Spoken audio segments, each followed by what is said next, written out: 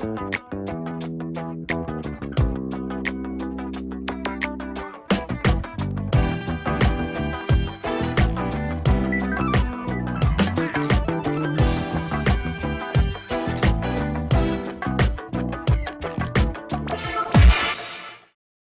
very good morning, ladies and gentlemen. As the editor, it gives me some great pleasure in welcoming you all here to the second edition of the Indian eRetail Congress. You know, it was almost last year that we were all present here for this conference in its first edition, and we were still trying to figure out what is really eRetail.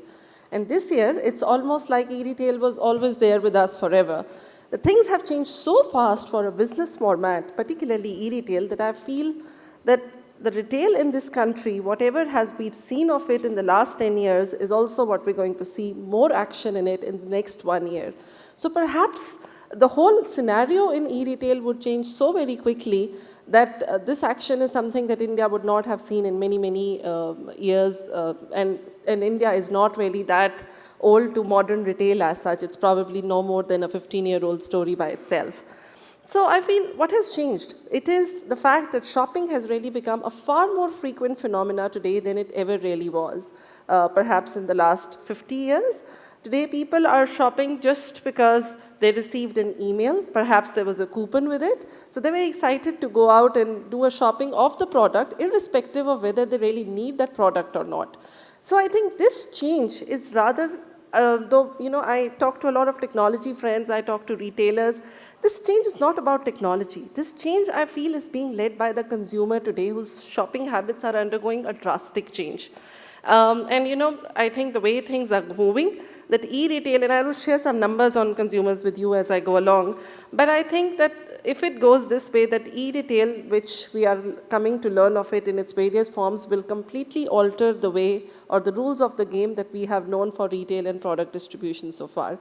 We're just going to shortly unveil in front of you the Indian eRetail report in its second edition. But just to share some early numbers with you, we found that 24% of urban Indians in the age bracket of 22 to 40 are shopping at least once a month online. And interestingly, one of the most browsed sectors for in e-retail is apparel. One of the most purchased sector in e-retail is CDIT and is electronics. So the numbers, what people are seeing and what people are buying is probably something we are finding. We found there was a big dichotomy over there. Understandably, it gave us a sense that men shoppers are really overpowering their women counterparts in e-retail, which also makes me understand that women are perhaps far more loyal customers to the store than men ever were to the physical retail. But I think more than e-retail or physical retail, what is more important to realize over here is that it is the customer and the customer experience which is more important, barring whatever retail form they choose. Now this brings me to a very interesting question then. What is the real e-retail business opportunity? With due regards to all my friends in the e-retail space, from the pure play e-retailers who are present over here, I strongly feel that the business opportunity would require some serious business assessment once retailers and product companies, they make a serious go towards e-retail as a business model, which I feel it is still not happening to the extent that we would probably be seeing in the next few years. So that is one side.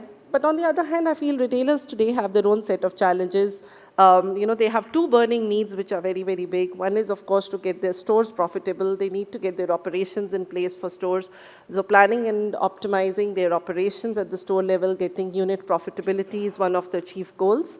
And secondly, of course, they're still making inroads in the digital space. They're still getting to move on into the e-commerce space and build a multi-channel or omni-channel.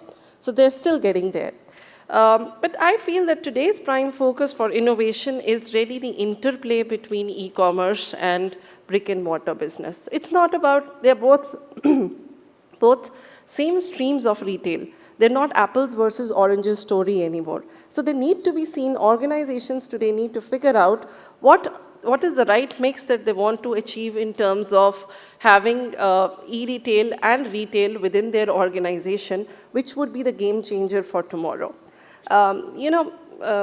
Interestingly, I would perhaps be the only non-retailer in this room over the next 2 days because I write more about retail and don't really sell.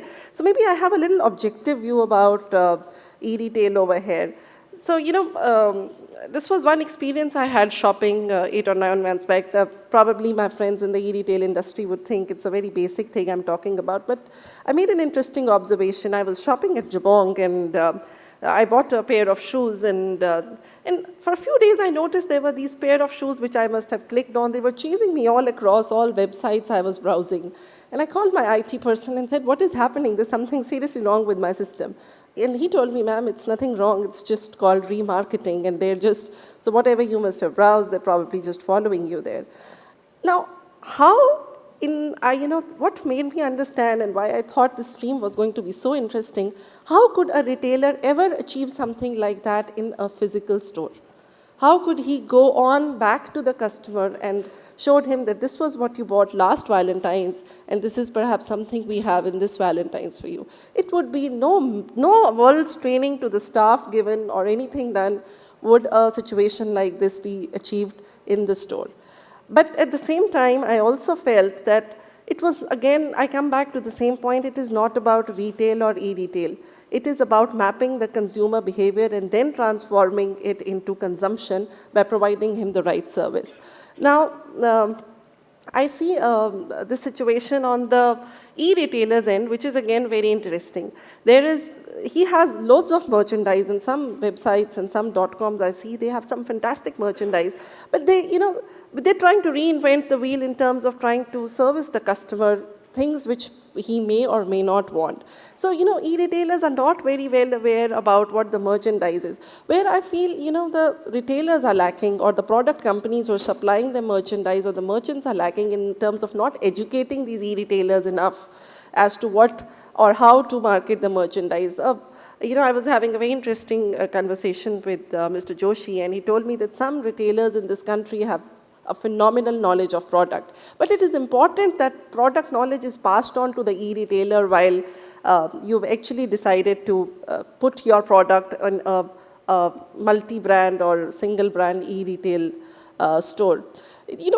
Honestly, it is my appeal to all product companies and retailers that e-retail is not a dumping ground. It's not where you put something that you were unable to sell in your stores or in sales or your factory stores, which you put to the e-retail channel and then say you're not getting adequate results. So it is about understanding that it's a very formal channel of selling your product. So I think, enough said. Of course, the 2 days you're going to be hearing a lot of stuff on e-retail and a lot of great ideas on it.